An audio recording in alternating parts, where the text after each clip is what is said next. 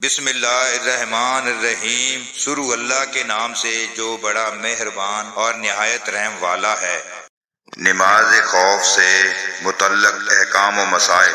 ارشاد باری تعالیٰ ہے، اور جب تم زمین میں سفر کرو تو تمہارے لیے نماز قصر کرنے میں کوئی حرج نہیں ہے، خصوصاً جب تمہیں اندیشہ ہو کہ کافر تمہیں تشویش میں ڈال دیں گے، کیونکہ کافر تو بلا شبہ تمہارے کھلے دشمن ہیں۔ اور جب آپ مسلمانوں میں موجود ہوں اور انہیں جنگی حالات میں نماز پڑھانے کے لیے کھڑے ہوں تو ایک گروہ آپ کے ساتھ نماز کے لیے کھڑا ہو اور وہ اپنے ہتھیار پاس رکھیں۔ جب یہ گروہ سجدہ کر چکے تو پیچھے ہٹ جائے، اور دوسرا گروہ جس نے ابھی تک نماز ادا نہیں کی آگے آئے اور آپ کے ساتھ نماز ادا کرے۔ انہیں بھی چاہیے کہ وہ اپنا دفاع کا سامان اور ہتھیار اپنے ساتھ رکھیں۔ کافر چاہتے ہیں کہ تمہیں اپنے ہتھیاروں اور سامان دفاع سے غافل ہو جاؤ تو وہ تم پر یکبارگی حملہ کر دیں۔ ہاں، کوئی حرج نہیں اگر تم بارش کی وجہ سے یا بیماری کی بنا پر تمہارے ہتھیار پہننے میں تکلیف محسوس کرو تو انہیں اتار سکتے ہو، پھر بھی اپنے بچاؤ کا پورا خیال رکھو۔ اللہ تعالیٰ نے یقیناً کافروں کے لیے رسوا کرنے والا عذاب تیار کر رکھا ہے۔ حدیث نمبر 942۔ امام زہری رحمۃ اللہ سے راوی حدیث شعیب نے پوچھا، نبی کریم صلی اللہ علیہ وآلہ وسلم نے نماز خوف پڑھی ہے؟ انہوں نے جواب دیا، مجھے سالم نے خبر دی کہ حضرت عبداللہ بن عمر رضی اللہ عنہ نے فرمایا، میں ایک دفعہ نبی صلی اللہ علیہ وآلہ وسلم کے ہمراہ نجد کی طرف جہاد کے لیے گیا۔ جب ہم دشمن کے سامنے صف آرا ہوئے تو رسول اللہ صلی اللہ علیہ وآلہ وسلم ہمیں نماز پڑھانے کے لیے کھڑے ہوئے۔ ایک گروہ تو آپ کے ساتھ کھڑا ہوا اور دوسرا گروہ دشمن کے مقابلے میں ڈٹا رہا۔ پھر رسول اللہ صلی اللہ علیہ وآلہ وسلم نے اپنے ہمراہ گروہ کے ساتھ ایک رکوع اور 2 سجدے کیے۔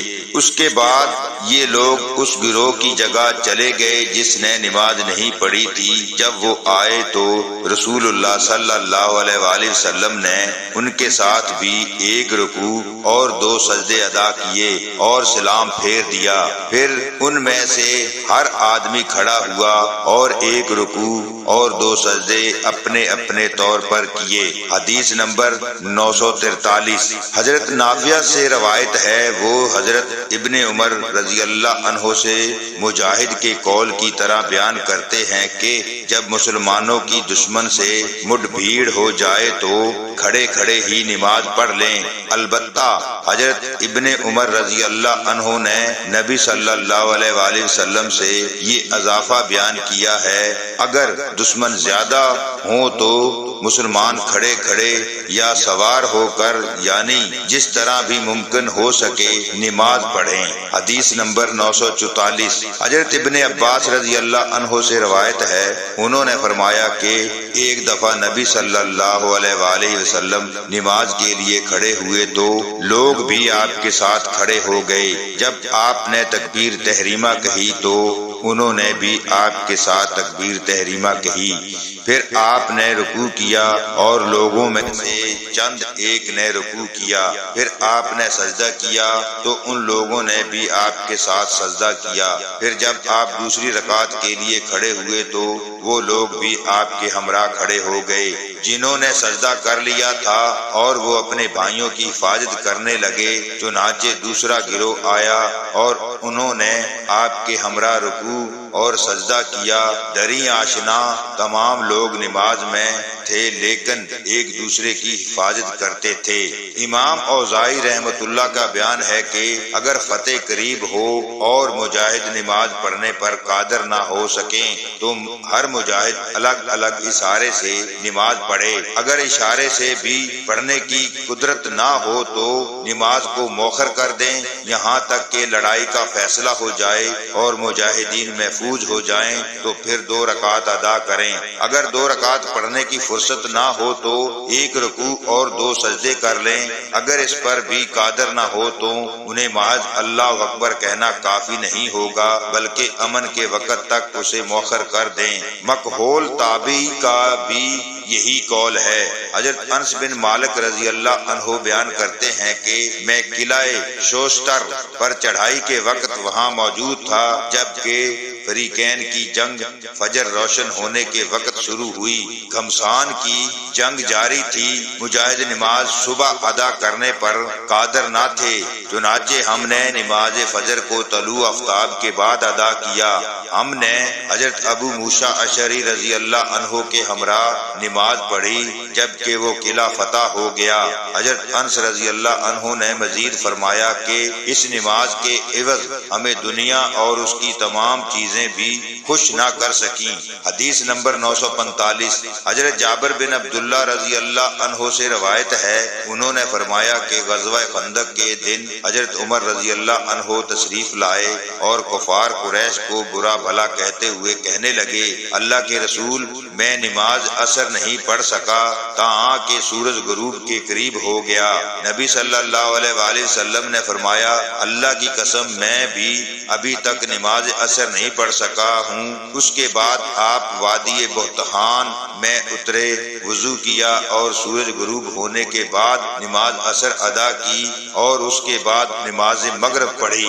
حضرت ولید بن مسلم بیان کرتے ہیں کہ میں نے امام اوزاعی رحمۃ اللہ سے حضرت سرجیل بن سمت اور ان کے ساتھیوں کے سواری پر نماز پڑھنے کا ذکر کیا تو انہوں نے فرمایا کہ جب نماز کے قضا ہونے کا اندیشہ ہو تو اس کا حکم ہمارے نزدیک ایسا ہی ہے۔ حضرت ولید بن مسلم اس موقف کی تائید میں نبی صلی اللہ علیہ وآلہ وسلم کا درج ذیل ارشاد پیش کیا کرتے تھے، تم میں سے کوئی بھی نماز عصر بنو قریظہ کے علاوہ کہیں نہ پڑھے۔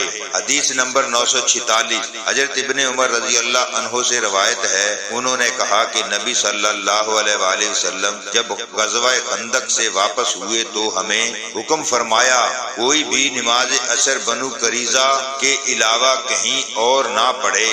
چنانچہ بعض لوگوں کو راستے میں عصر کا وقت آ گیا تو کچھ نے کہا ہم تو بنو قریظہ پہنچ کر نماز پڑھیں گے، اور کچھ کہنے لگے کہ رسول اللہ صلی اللہ علیہ وآلہ وسلم کا مقصد یہ نہ تھا کہ ہم نماز قضا کر دیں، لہٰذا ہم تو نماز پڑھیں گے۔ جب اس واقعے کا ذکر نبی صلی اللہ علیہ وآلہ وسلم سے ہوا تو آپ نے کسی کو ملامت نہ کی۔ حدیث نمبر 947 حضرت انس رضی اللہ عنہ سے روایت ہے کہ رسول اللہ صلی اللہ علیہ وآلہ وسلم نے نماز فجر صبح سویرے منہ اندھیرے پڑھی، پھر سوار ہوئے، اس کے بعد فرمایا اللہ اکبر، خیبر ویران ہو گیا۔ یقیناً جب ہم کسی قوم کے میدان میں اترتے ہیں تو تنبیہ کردہ لوگوں کی صبح بہت بری ہوتی ہے، چنانچہ وہ لوگ یعنی یہودی گلی کوچوں میں یہ کہتے ہوئے دوڑنے لگے محمد اپنے لشکر سمیت آ گیا۔ بہرحال رسول اللہ صلی اللہ علیہ وآلہ وسلم نے ان پر فتح حاصل کی، جنگجو لوگوں کو قتل کر دیا، عورتوں اور بچوں کو قیدی بنا لیا۔ حضرت صفیہ رضی اللہ عنہا وحیہ قلبی کے حصے میں آئیں، پھر رسول اللہ صلی اللہ علیہ وآلہ وسلم کے لیے ہو گئیں، جن سے بعد میں آپ نے نکاح کر لیا اور ان کی آزادی ہی ان کا حق مہر قرار دیا۔ راوی حدیث عبدالعزیز نے اپنے شیخ ثابت سے دریافت کیا، اے ابو محمد، آپ نے حضرت انس رضی اللہ عنہ سے پوچھا تھا کہ رسول اللہ صلی اللہ علیہ وآلہ وسلم نے ان سیدہ صفیہ رضی اللہ عنہا کا حق مہر کیا مقرر کیا تھا؟ انہوں نے مسکراتے ہوئے فرمایا کہ ان کی ذات گرامی ہی ان کا حق مہر قرار دیا گیا۔ اللہ تعالی ہم سب کو دین کو صحیح معنوں میں سمجھنے کی توفیق عطا فرمائے، آمین ثم آمین۔